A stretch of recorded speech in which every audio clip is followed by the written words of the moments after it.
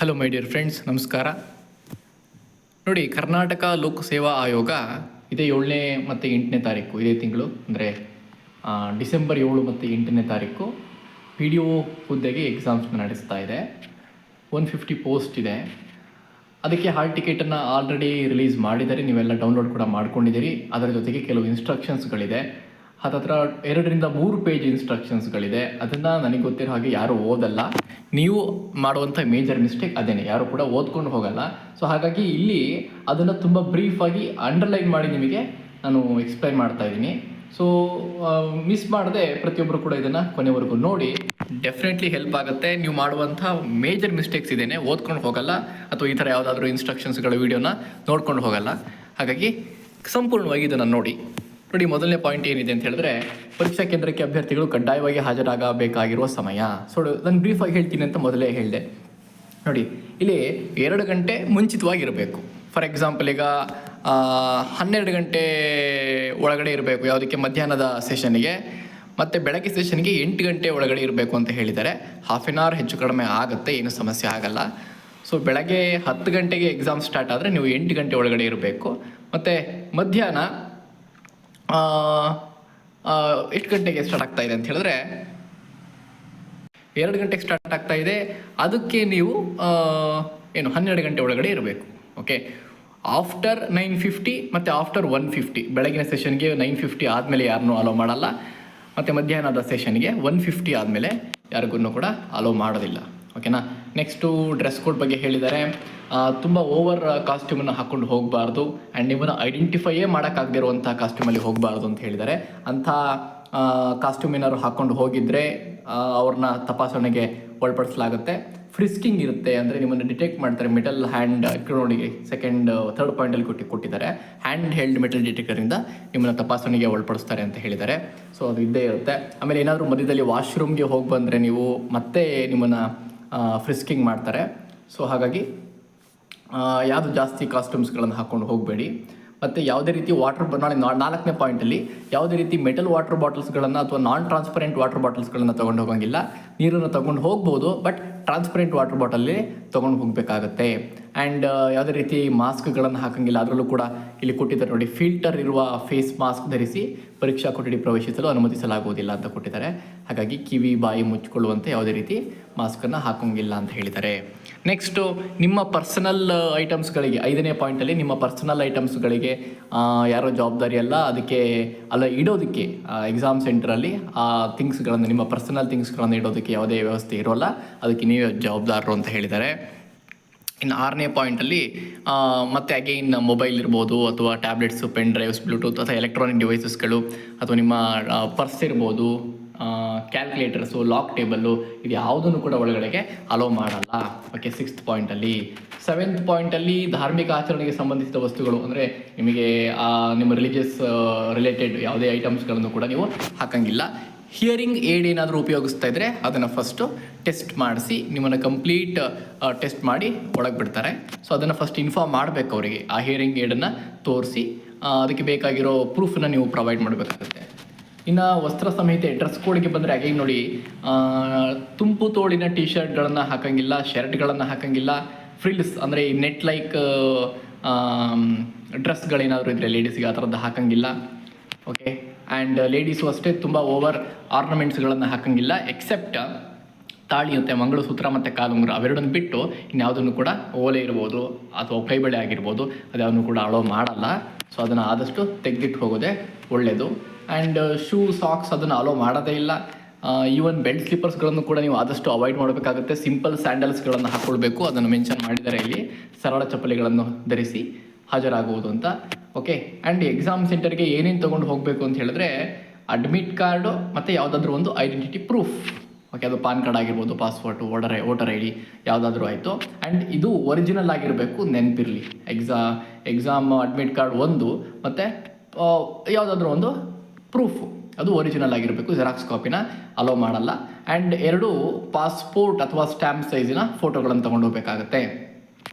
Okay, so next ನಾನು ಅದನ್ನೇ ಹೇಳಿ ನೋಡಿ, ಯಾವುದೇ ಅಭ್ಯರ್ಥಿಯು ಪ್ರವೇಶ ಪತ್ರವನ್ನು ಹಾಗೂ ಒಂದು ಗುರುತಿನ ಚೀಟಿಯನ್ನು ಹಾಜರುಪಡಿಸದಿದ್ದಲ್ಲಿ ಪರೀಕ್ಷೆಗೆ ಅನುಮತಿಸಲಾಗುವುದಿಲ್ಲ. ನಕಲು ಪ್ರತಿ ಅಥವಾ ಸ್ಕ್ಯಾನ್ ಮಾಡಿರುವ ಪ್ರತಿಯನ್ನು ಅನುಮತಿಸಲಾಗುವುದಿಲ್ಲ ಅಂತ ಹೇಳಿದ್ದಾರೆ. ಹಾಗಾಗಿ ಸ್ಕ್ಯಾನ್ ಆಗಿರೋದನ್ನು ತೊಗೊಂಡು ಹೋಗ್ಬೇಡಿ, ಒರಿಜಿನಲ್ ತೊಗೊಂಡೋಗಿ, ಜೆರಾಕ್ಸ್ ತೊಗೊಂಡು ಹೋಗ್ಬೇಡಿ. ನೋಡಿ, ಇದು ತುಂಬ ಇಂಪಾರ್ಟೆಂಟ್ ಆಗುತ್ತೆ. ನಿಮಗೆ ಗೊತ್ತೇ ಇರಲ್ಲ ನಾನು ಯಾಕೆ ಈ ವಿಡಿಯೋ ನೋಡಿ ಅಂತ ಹೇಳ್ತೀನಿ ಅಂದರೆ ಇದೇ ಕಾರಣಕ್ಕೆ. ತುಂಬ ಜನ ಬ್ಲೂ ಪೆನ್ಗಳನ್ನು ಯೂಸ್ ಮಾಡ್ತಿರ್ತೀರಿ, ಅದನ್ನೇ ಎಕ್ಸಾಮಿಗೆ ತೊಗೊಂಡು ಹೋಗಿರ್ತೀರಿ. ಯಾಕಂದರೆ ತುಂಬ ಎಕ್ಸಾಮ್ಸ್ಗಳಲ್ಲಿ ಬ್ಲೂ ಅಥವಾ ಬ್ಲ್ಯಾಕ್ ಬಾಲ್ ಪಾಯಿಂಟ್ ಪೆನ್ಗಳಂತ ಹೇಳಿರ್ತಾರೆ. ಬಟ್ ಇಲ್ಲಿ ಪರ್ಟಿಕ್ಯುಲರಾಗಿ ಮೆನ್ಷನ್ ಮಾಡಿದ್ದಾರೆ black ball point pen. Okay, ಕಪ್ಪು ಪೆನ್ನಲ್ಲೇ ಬರಿಬೇಕಾಗತ್ತೆ. ನೆಕ್ಸ್ಟು 12ನೇದರಲ್ಲಿ ನಿಮ್ಮ ಫೋಟೋ ಏನಾದರೂ ಕ್ಲಾರಿಟಿ ಇಲ್ಲ ಅಂತಂದರೆ, ಬ್ಲರ್ ಆಗಿದ್ದರೆ, ಆಗ ನೀವು ಮತ್ತೆ ಆಗಿ 2 ಫೋಟೋಸ್ಗಳನ್ನು ಕೊಡಬೇಕಾಗುತ್ತೆ. ಅದು ಪಾಸ್ಪೋರ್ಟ್ ಆದರೂ ಆಯಿತು, ಸ್ಟಾಂಪ್ ಸೈಜ್ ಆದರೂ ಆಯಿತು, 2 ಫೋಟೋಸ್ಗಳನ್ನು ಕೊಡಬೇಕಾಗುತ್ತೆ. ಬೇಕಾದರೆ ನೀವು ಏನಾದರೂ ಕ್ಲಾರಿಫಿಕೇಷನ್ ಬೇಕು ಅಂದರೆ ಜಾಸ್ತಿ ನಾನು ಇಲ್ಲಿ ಡಿಸ್ಪ್ಲೇ ಮಾಡ್ತಾ ಇದ್ದೀನಿ, ಅದನ್ನು ಓದ್ಕೊಳ್ಬೋದು. ಓಕೆನಾ. ನೆಕ್ಸ್ಟು, ಅಭ್ಯರ್ಥಿಗಳು ಕನ್ನಡ ಭಾಷಾ ಪರೀಕ್ಷೆಗೆ ಸಂಬಂಧಿಸಿದಂತೆ ಉತ್ತರಿಸಲು ನೀಡಲಾಗುವ ಪ್ರಶ್ನೆ ಪತ್ರಿಕೆ, ಪ್ರಶ್ನೆ ಸಹಿತ ಉತ್ತರ ಪುಸ್ತಿಕೆ ಇಲ್ಲಿ ನೀಡಲಾದ ಎಲ್ಲ ಸೂಚನೆಗಳನ್ನು ಓದಿಕೊಂಡು ಕಡ್ಡಾಯವಾಗಿ ಪಾಲಿಸತಕ್ಕದ್ದು. ಸೊ ಕ್ವಶನ್ ಪೇಪರಲ್ಲಿ ಅದು ಲ್ಯಾಂಗ್ವೇಜ್ ರಿಲೇಟೆಡ್ ಆಗಿರ್ಬೋದು, ಅಥವಾ ಇದು ಜನರಲಾಗಿ ಹೇಳೋದಾದರೆ ಎಲ್ಲ ಜನರಲ್ ಇನ್ಸ್ಟ್ರಕ್ಷನ್ಸ್ಗಳನ್ನು 3 ಪೇಪರ್ಗಳಲ್ಲಿ 7ನೇ ತಾರೀಕು ನಡೆಯುವಂತಹ ಕನ್ನಡ ಲ್ಯಾಂಗ್ವೇಜ್ ಟೆಸ್ಟು, ಅಥವಾ 8ನೇ ತಾರೀಕು ನಡೆಯುವಂತಹ ಜನರಲ್ ಟೆಸ್ಟ್ ಮತ್ತು PO ಟೆಸ್ಟ್ ಏನಿದೆ ಪೇಪರ್ 2, ಎರಡಕ್ಕೂ ಜನರಲ್ ಇನ್ಸ್ಟ್ರಕ್ಷನ್ಸ್ಗಳನ್ನು ನೀವು ನೀಟಾಗಿ ಫಸ್ಟ್ ಓದಿಕೊಂಡು ಪೇಪರಲ್ಲಿರೋದನ್ನು ಆಮೇಲೆ ಅದನ್ನು ನೀಟಾಗಿ ಫಾಲೋ ಮಾಡಬೇಕು. ಆ್ಯಂಡ್ 14ನೇದು, ಅಭ್ಯರ್ಥಿಗಳು ವಿವರಣಾತ್ಮಕ ಮಾದರಿ ಪುಸ್ತಿಕೆಯಲ್ಲಿ ಉತ್ತರಿಸುವಾಗ ತಮ್ಮ ಪೆನ್ ನೋಡಿ, ಪೆನ್ನನ್ನು ಏನಾದರೂ ಚೇಂಜ್ ಮಾಡಿದ್ರೆ ಡಿಸ್ಕ್ರಿಪ್ಟಿವ್ ಟೈಪ್ ಆನ್ಸರ್ಸ್ಗಳಲ್ಲಿ, ಎಸ್ಸೆ ಟೈಪ್ ಆನ್ಸರ್ಸ್ಗಳಲ್ಲಿ ನೀವೇನಾದರೂ ಪೆನ್ನನ್ನು ಚೇಂಜ್ ಮಾಡಿದ್ರೆ, ಇಂಕ್ ಏನಾದರೂ ಚೇಂಜ್ ಮಾಡಿದ್ರೆ, ಆಗ ಅಲ್ಲಿ ಇನ್ವಿಜಿಲೇಟರ್ ಏನಿರ್ತಾರೆ ಅವರಿಗೆ ಹೇಳಿಬಿಟ್ಟು ಅವರ ಗಮನಕ್ಕೆ ತರಬೇಕು ಅಂತ ಹೇಳಿದ್ದಾರೆ. ಆಗ ಅವರು ಒಂದು ಸೈನ್ನ ಮಾಡ್ತಾರೆ, ಈ ಚೇಂಜ್ ಆಗಿದೆ ಪೆನ್ ಅನ್ನೋದಕ್ಕೆ ಒಂದು ಸೈನ್ ಮಾಡ್ತಾರೆ. ಓಕೆ. ನೆಕ್ಸ್ಟು, ಕನ್ನಡ ಭಾಷಾ ಪರೀಕ್ಷೆಯ ಉತ್ತರ ಪುಸ್ತಿಕೆಯಲ್ಲಿನ ಪ್ರಶ್ನೆಗಳಿಗೆ ಕನ್ನಡ ಮಾಧ್ಯಮದಲ್ಲಿಯೇ ಉತ್ತರಿಸುವುದು. ಇದು ಗೊತ್ತಿದೆ, ಎಲ್ಲ ಕನ್ನಡ ಲ್ಯಾಂಗ್ವೇಜಲ್ಲೇ ಬರೀಬೇಕು. ಇನ್ನು ಪತ್ರಿಕೆ 1 ಮತ್ತು ಪತ್ರಿಕೆ 2ರ ಪ್ರಶ್ನೆಗಳು ಕನ್ನಡ ಮತ್ತು ಆಂಗ್ಲ ಭಾಷೆಗಳೆರಡರಲ್ಲೂ ಇರುತ್ತವೆ. ಅಂದರೆ ಇಲ್ಲಿ ಎರಡೂ ಲ್ಯಾಂಗ್ವೇಜ್ಗಳಲ್ಲಿ 2 ಭಾಷೆಯಲ್ಲಿ ನಿಮಗೆ ಕ್ವಶನ್ಸ್ಗಳನ್ನು ಕೊಟ್ಟಿರ್ತಾರೆ. ಏನಾದರೂ ಕನ್ಫ್ಯೂಷನ್ಸ್ ಆದರೆ ಎರಡನ್ನೂ ಕಂಪೇರ್ ಮಾಡಿಕೊಂಡು, ಇಂಗ್ಲೀಷಲ್ಲಿ ಏನಿರುತ್ತೆ ಅದು ಕನ್ಫರ್ಮ್ ಅಂತ ಹೇಳಿದ್ದಾರೆ. ಸೊ ಎರಡನ್ನೂ ಕಂಪೇರ್ ಮಾಡಿಕೊಂಡು ನೀವು ಆನ್ಸರ್ ಮಾಡಬೇಕಾಗುತ್ತೆ. ಇಲ್ಲಿ ನೋಡಿ ಕೊಟ್ಟಿದ್ದಾರೆ, ಆಂಗ್ಲ ಭಾಷೆಯ ಪ್ರಶ್ನೆಗಳನ್ನೂ ಸಹ ನೋಡಿಕೊಂಡು ಪ್ರಶ್ನೆಯನ್ನು ಅರ್ಥೈಸಿಕೊಳ್ಳತಕ್ಕದ್ದು.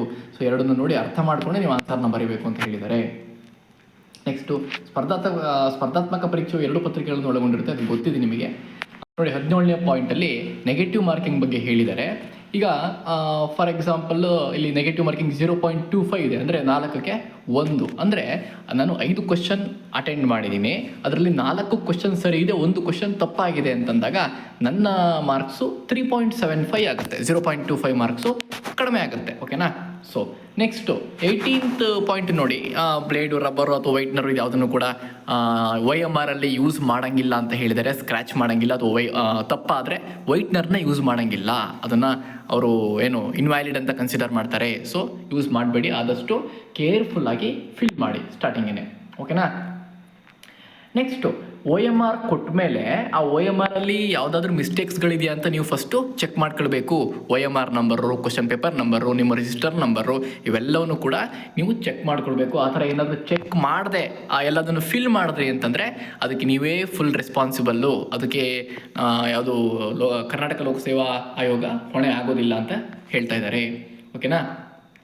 ನೆಕ್ಸ್ಟು 20ನೇದು, ಅಭ್ಯರ್ಥಿಯು ಪ್ರಶ್ನೆ ಪತ್ರಿಕೆಗೆ ಉತ್ತರಿಸುವ ಮುನ್ನ ತನಗೆ ಹಂಚಿಕೆಯಾದ ಪರ್ಸನಲೈಸ್ಡ್ OMR ಉತ್ತರ ಹಾಳೆಯು ತನ್ನದೇ ಎಂಬುದನ್ನು ಖಚಿತಪಡಿಸಿಕೊಳ್ಳತಕ್ಕದ್ದು. ಹಾಗಿಲ್ಲದೆ ಅಭ್ಯರ್ಥಿಯು ಬೇರೊಬ್ಬ ಅಭ್ಯರ್ಥಿಯ ಪರ್ಸನಲೈಸ್ಡ್ OMR ಉತ್ತರ ಹಾಳೆಯಲ್ಲಿ ಉತ್ತರಿಸಿದ್ದಲ್ಲಿ ಅಂತಹ OMR ಉತ್ತರ ಹಾಳೆಯನ್ನು ಅಸಿಂಧು ಎಂದು ಪರಿಗಣಿಸಲಾಗುವುದೇ. ಹೇಳಿದ್ದೀನಿ ನಾನು ಅದನ್ನು ಆಲ್ರೆಡಿ, ಅಲ್ವದಲ್ವಾ. ಅಂದರೆ 2 ಥರದ OMR ಇರುತ್ತೆ, ಗೊತ್ತು ನಿಮಗೆ. ನೋಡಿ, ಅಂದರೆ 2 ಥರ ಅಂದರೆ 2 ಕಾಪಿ ಇರುತ್ತೆ. ಮೇಲ್ಗಡೆ ಒರಿಜಿನಲ್ ಏನಿರುತ್ತೆ ಅದು ನಾನ್ ಪರ್ಸನಲೈಸ್ಡ್, ಅಂದರೆ ನೀವು ಅದರಲ್ಲಿ ಫಿಲ್ ಮಾಡಿ ನೀವು ಅದನ್ನು ಅವ್ರಿಗೆ ಕೊಡಬೇಕು. ಕೆಳಗಡೆ ಏನಿರುತ್ತೆ ಅದು ಪರ್ಸನಲೈಸ್ಡ್, ಯಾಕಂದರೆ ಅಲ್ಲಿ ಪ್ರಿಂಟ್ ಆಗಿರುತ್ತೆ, ಅದನ್ನು ನೀವು ಮನೆಗೆ ತೊಗೊಂಡು ಬರ್ತೀರಿ. ಓಕೆ. ಸೊ ಆ ಒಂದು ಪರ್ಸನಲೈಸ್ಡ್ OMRನ್ನು OMR ಮತ್ತು ಮೇಲ್ಗಡೆ ನಾನ್ ಪರ್ಸನಲೈಸ್ಡ್ 2 ನಿಮ್ಮದೇನಾ ಅಂತ ಕನ್ಫರ್ಮ್ ಮಾಡಿಕೊಂಡು, 2 ಪ್ರಿಂಟಿಂಗ್ ಮಿಸ್ಟೇಕ್ಸ್ ಇಲ್ವಾ, ಕ್ವಶನ್ ನಂಬರು, ಅದನ್ನೆಲ್ಲ ಕೂಡ ನೀವು ನೋಡ್ಕೊಳ್ಬೇಕಾಗತ್ತೆ. ಆ್ಯಂಡ್ ಏನಾದರೂ ನೀವು ನೋಡ್ಕೊಳ್ದೆ ನಿಮ್ಮದು ಅಲ್ಲದಕ್ಕೆ ಏನಾದರೂ ಆನ್ಸರ್ ಮಾಡಿದ್ರೆ ಅದನ್ನು ಇನ್ವ್ಯಾಲಿಡ್ ಅಂತ ಕನ್ಸಿಡರ್ ಮಾಡ್ತಾರೆ. ಓಕೆ. ಸೊ ಇಲ್ಲೂ ಅಷ್ಟೇ ನೋಡಿ, OMRನ ಫಿಲ್ ಮಾಡಬೇಕಾದ್ರೆ ಅದು ಪರ್ಸನಲೈಸ್ಡ್ ಆಗಲಿ ಅಥವಾ ನಾನ್ ಪರ್ಸನಲೈಸ್ಡ್ ಆಗಲಿ, OMRನ ಫಿಲ್ ಮಾಡಬೇಕಾದ್ರೆ ಬ್ಲಾಕ್ ಬಾಲ್ ಪಾಯಿಂಟ್ ಪೆನ್ಗಳನ್ನೇ ಯೂಸ್ ಮಾಡಬೇಕು.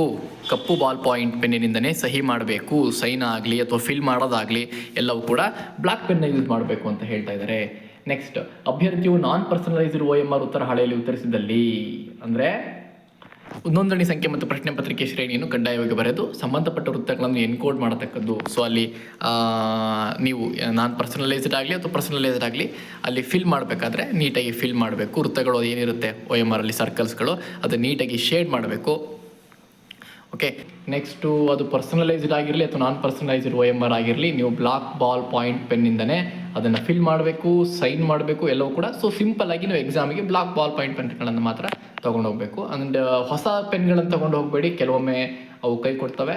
ಹಾಗಾಗಿ ಒಂದ್ಸತಿ ಯೂಸ್ ಮಾಡಿ ಬರೀತದ ನೋಡಿ ತೊಗೊಂಡೋಗಿ, ಎರಡಿದ್ರೆ ಒಳ್ಳೆಯದು. ಓಕೆ, ಇನ್ನು ಇಂಪಾರ್ಟೆಂಟ್ ಏನು ಅಂತ ಹೇಳಿದ್ರೆ, ಅಲ್ಲಿ ನಾಮಿನಲ್ ರೋಲ್ ಅಂದರೆ ಅವ್ರ ಹತ್ರ ಒಂದು ಶೀಟ್ ಇರ್ತದೆ, ಅವ್ರ ಹತ್ರ ಒಂದು ಡಾಕ್ಯುಮೆಂಟ್ ಇರುತ್ತೆ, ಅದರಲ್ಲಿ ಇರುವ ನಿಮ್ಮ ಹೆಸರು, ಫೋಟೋ ಆ್ಯಂಡ್ ರಿಜಿಸ್ಟರ್ ನಂಬರ್ ಎಲ್ಲ ನಿಮ್ಮದೇನಾ ಅಂತ ಕನ್ಫರ್ಮ್ ಮಾಡ್ಕೊಳ್ಬೇಕು. ಅದು ನೋಡಿ ಫುಲ್ ಸೈನ್ ಮಾಡಬೇಕು, ಶಾರ್ಟ್ ಸೈನ್ ಅಲ್ಲ, ಸೈನ್ ಅಂದರೆ ಸಿಗ್ನೇಚರ್, ಫುಲ್ ಸಿಗ್ನೇಚರ್ ಮಾಡಬೇಕಾಗುತ್ತೆ. ಓಕೆ, ಆಮೇಲೆ OMR ಮತ್ತು ನಾನು ಆವಾಗಲೇ ಹೇಳ್ದಂಗೆ ಕ್ವಶನ್ ಪೇಪರ್ ಮತ್ತು OMR ಅವೆರಡರಲ್ಲಿರುವಂಥ ನಂಬರ್ ಕೋಡ್ ಒಂದೇನಾ ಅಂತ ಚೆಕ್ ಮಾಡಬೇಕಾಗತ್ತೆ, ಅದನ್ನು ಕನ್ಫರ್ಮ್ ಮಾಡ್ಕೊಳ್ಳಿ. ಆ್ಯಂಡ್ ಆ ಥರ ಏನಾದರೂ ಮಿಸ್ಟೇಕ್ಸ್ ಇದ್ದರೆ ಅದನ್ನು ಇನ್ವಿಜಿಲೇಟರ್ ಗಮನಕ್ಕೆ ತಗೊಬರಬೇಕು. ಮತ್ತು ಆನ್ಸರ್ ಶೀಟ್ಸಲ್ಲಿ OMR ಅಲ್ಲಿ ನಿಮ್ಮದು ಮತ್ತು ಇನ್ವಿಜಿಲೇಟರ್ ಇಬ್ಬರದು ಸಹಿ ಆಗಿರಬೇಕು, ಸೈನ್ ಆಗಿರಬೇಕು. ಓಕೆನಾ? ದೆನ್ ಅದನ್ನೇ ಹೇಳ್ತಾ ಇದ್ದಾರೆ, ಅದನ್ನು OMR ಅನ್ನು ರಿಟರ್ನ್ ಮಾಡೋಕ್ಕಿಂತ ಮುಂಚೆ ಎಲ್ಲ ಕರೆಕ್ಟಾಗಿದೆ ನೋಡ್ಕೋಬೇಕು, ಸೈನ್ ಆಗಿದೆಯಾ, ಫಿಲ್ ಆಗಿದೆ ಅಂತ ನೋಡಿಕೊಂಡು ಆಮೇಲೆ ರಿಟರ್ನ್ ಮಾಡಬೇಕು ಅಂತ. ಆ್ಯಂಡ್ ಏನು ಕಾರ್ಬನ್ ಕಾಪಿ ಇರುತ್ತೆ OMRದು, ಅದನ್ನು ನೀವು ರಿಸಲ್ಟ್ ಬಂದು ಅದಾದಮೇಲೂ ಕೂಡ ಇಟ್ಕೊಂಡಿರ್ಬೇಕಾಗತ್ತೆ. ಸೊ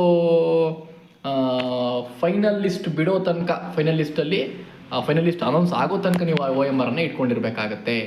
ಸೊ ಆ ಥರ ಏನಾದರೂ ಮಿಸ್ಟೇಕ್ಸ್ಗಳಾದರೆ, ಕಳ್ಕೊಂಡ್ರೆ ಮತ್ತೆ ನೀವು ಒಂದು ಆಯೋಗದಿಂದ ಕೇಳಬಾರ್ದು, ಕೇಳಿದ್ರೆ ಅವ್ರು ಕೊಡಲ್ಲ ಅಂತ ಹೇಳ್ತಾ ಇದ್ದಾರೆ.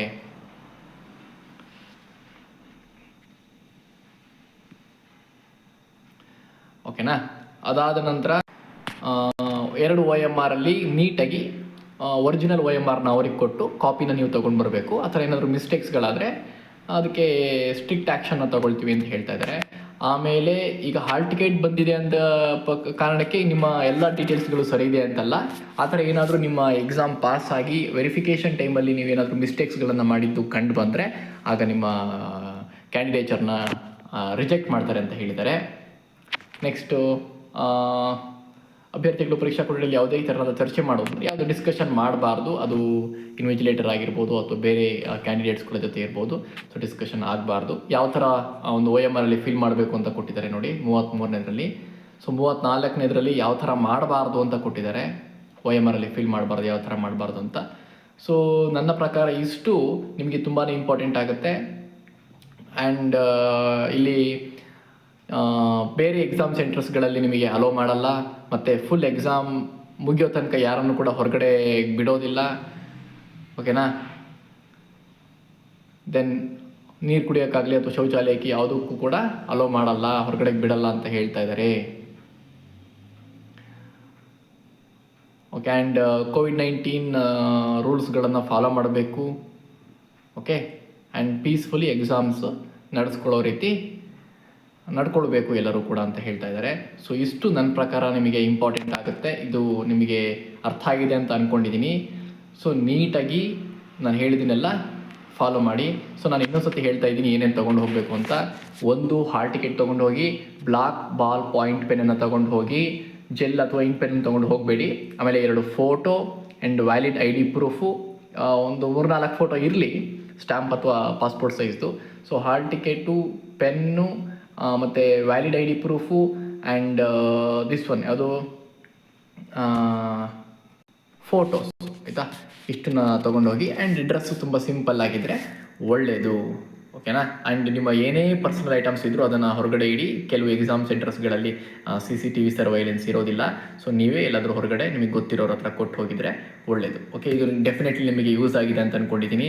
Thank you. ನನ್ನ ಚಾನಲ್ನ ಸಬ್ಸ್ಕ್ರೈಬ್ ಮಾಡ್ಕೊಳ್ಳಿ. Thank you very much.